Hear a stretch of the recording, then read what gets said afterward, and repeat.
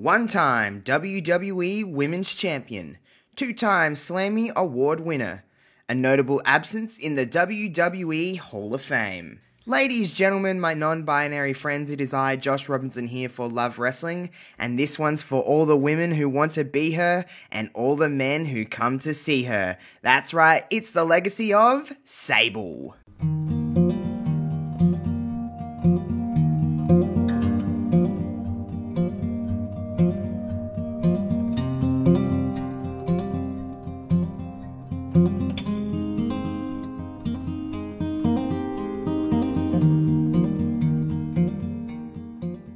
Sable made her World Wrestling Federation debut at WrestleMania 12 in March of 1996, escorting Hunter Hearst Helmsley to the ring as he took on the returning Ultimate Warrior. Sable's first major angle involved her then real-life husband, Wildman Marc Mero. Now this would all start when Mero would see Hunter Hearst Helmsley mistreating Sable backstage, and it all became a thing. Now, what I liked the most about this time in 1996 was that women were in a really different spot in WWF at the time, WWE as it's now known, is that women weren't really wrestling. They were side pieces to their male counterparts, and they were kind of, I guess, in a weird way, ushered to the side of everything. Now, we did have people in this time like Sunny, who was getting a lot of popularity, and WWF at the time, again, I'm going to say WWF a lot, was going through a shift. We were moving into the Attitude Era, and we were going through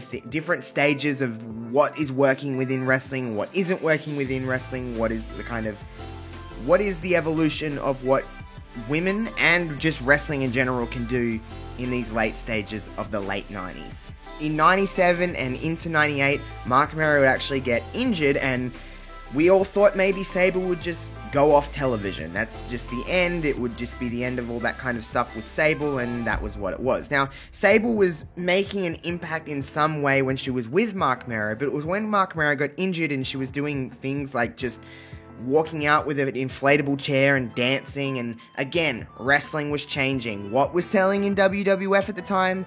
Sex was selling in WWF at the time. Things were changing in the landscape with what was going on in WCW. WWF were trying to just be different and what they could kind of push the boundaries with, and beautiful women was one of those things. Now, while I talk about women a lot on this show, well, mainly everything on the legacy of here is about female performers and female pro wrestlers and female superstars, whatever you want to call them.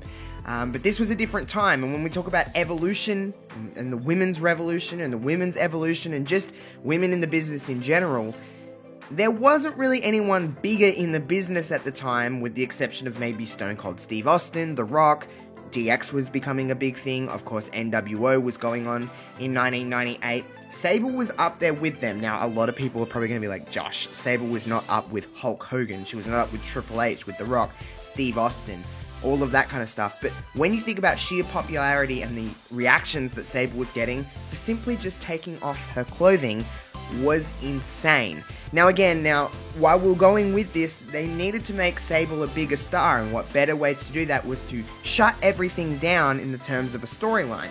Marc Mero would kind of get a little jealous. I say a little with, he would get a lot jealous of Sable's popularity and what she was doing in terms of going after everything. And I think one of the biggest moments that Sable had in 1998 was, of course, finally, after working alongside Marc Mero and working with the likes of Luna Vachon and Goldust and all of these people in mixed tag team action and whatever. Now, Sable wasn't known as a wrestler. She was known as a valet. She was known as a personality in wrestling, and that's okay, to have the different things. But one of the biggest moments that she had in 1998 was finally taking it to Marc Mero, kicking him right in the groin, and of course delivering the world-famous Sable Bomb. I think we'll all remember JR's call of that, and he said the Sable Bomb, and we kind of had this thing going with Sable where she was moving out of the valet role and moving into more of a wrestling role. Now, in 1998, and the late 90s, I should say, well, from the mid-90s to the late 90s, we didn't have a women's championship. We've all heard about the story with Medusa, Alundra Blaze, throwing the belt in the trash and all of that kind of stuff, and there was no women's division. There was women wrestling here and there, but they were side pieces to their male counterparts. On the September 21st edition of Monday Night Raw, the WWF Women's Championship was reinstated. Jacqueline would claim the title after Mark Merritt interfered, and we kind of had a little bit of a rivalry going on with women wrestling. Now again, it wasn't wrestling centric. While the likes of Jacqueline and people like that and Ivory were doing great work in the ring, Sable was really never known for her in-ring work. Again, she was a personality, and in that time it worked. It did what it needed to do. I don't think Sable and women of her time get enough credit for what they actually did in terms of just sheer popularity for what women were doing. I know it's probably not. We look at it in 2022 and it's like, come on now, man, they're just taking off their clothes and they're doing this. But at the time, that's what worked across television, across the entertainment world. It wasn't just in wrestling. MTV was at its height of popularity, and women in as least amount of clothing as possible without getting taken off the air was selling. This was the late 90s. Nirvana was the mid 90s, but we had grunge and we had punk rock and we had things like that. Kind of, the entertainment world was different to what it is now. We're in just a different time, and this is what was selling. Now again, while she didn't claim the Women's Championship on the September 21st, 1998 edition of Raw, however, at Survivor Series on November 15th, 1998, she would eventually win the WWF Women's Championship, the one and only time she was the Women's Champion. It kind of went through a bit of a time where she was working with Luna Vachon, she was working with Tori, she was doing different things. Of course, I think we all remember what was going on at the time in the Attitude Era, and in 1999, Sable was the cover girl for Playboy in April of 1999, and it was one of the highest selling issues of Playboy ever. That still stands to this day. Again, some people will look at that in things, but she was the poster girl for Playboy in 1999. Now, Sable would eventually turn heel and quote-unquote turned by going Hollywood and having an inflated ego after the, of course, infamous Playboy edition. Now, while she didn't defend her championship all that months, she would actually hold the championship for nearly 6 months. On May 10th, 1999, Deborah would win the Women's Championship from Sable in an evening gown match. It's interesting here. The rules were, of course, in an evening gown match, the winner would be the one that takes off their opponent's evening gown. But as a part of the rules, it was the woman who lost the dress was the winner. So Deborah was actually the women's champion. Now, at this time, Sable was going through a dispute with the WWF, which why she was stripped of the championship on screen. Now, Sable had rumors, and I'm going to preface it to this, we don't actually know the full story of anything, but there was a lot of rumors at the time, and even to this day, that Sable was not very popular backstage. It's an interesting time for Sable, because she would leave WWE in 1999 after just a few years, and being one of the most popular females that the wrestling world had ever seen. In June of 1999, Sable quit the WWF and filed a $110 million lawsuit against the company, citing allegations of sexual harassment and unsafe working conditions. She claims to have filed the lawsuit after refusing to go topless. I'm just saying, that was the whole thing.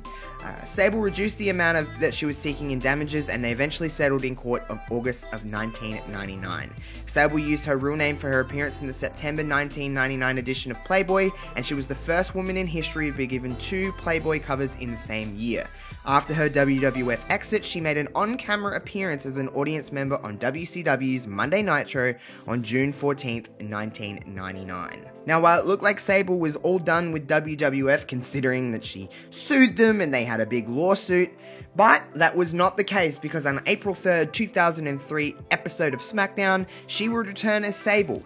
Sable continued portraying a villainess and spent several months in a storyline with new Playboy cover girl Tori Wilson.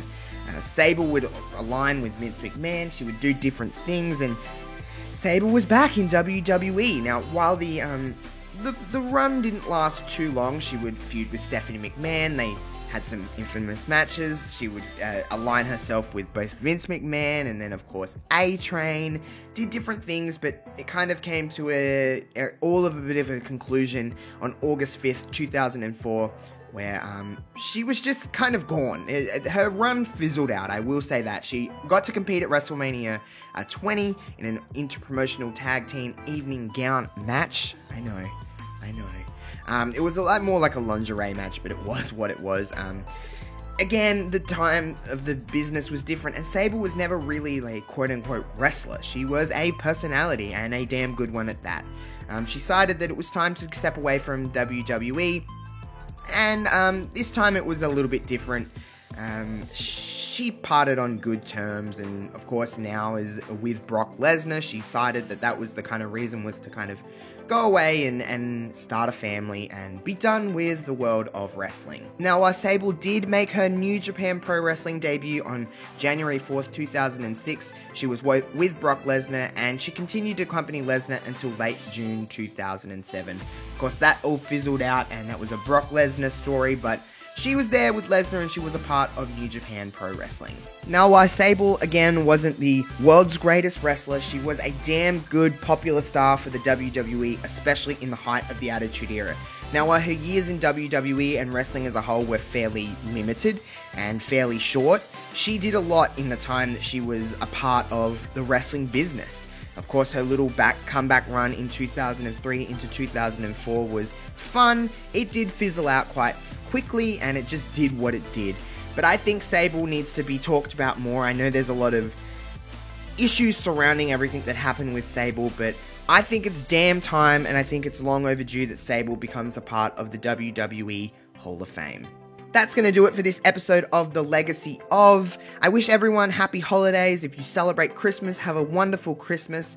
And I hope you enjoyed this little Christmas Eve edition of The Legacy of. Now, next week on The Legacy of, it is a New Year's Eve special. We are going to be talking about the legacy of Matt Hardy versus Edge. Of course, the love triangle with Lita. It's been talked about many times, but I think I'm about to give it a little bit of a new light and something really, really, really different and cool.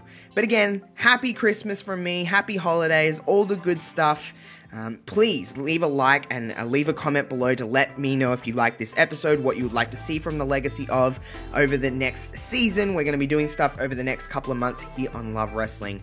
Make sure to let everyone know that you've watched this on social media. The more people that know, the more people that watch, the more I want to do this and the more I want to make this better. So please, again, leave a comment in the comments below or over on social media. You can follow me pretty much everywhere across the board at JoshRobinson_00. Make sure you follow Love Wrestling at Love Wrestling CA on Twitter and all across the board on most social media platforms. Until next one, guys, I am out of here, and have a lovely, lovely holidays.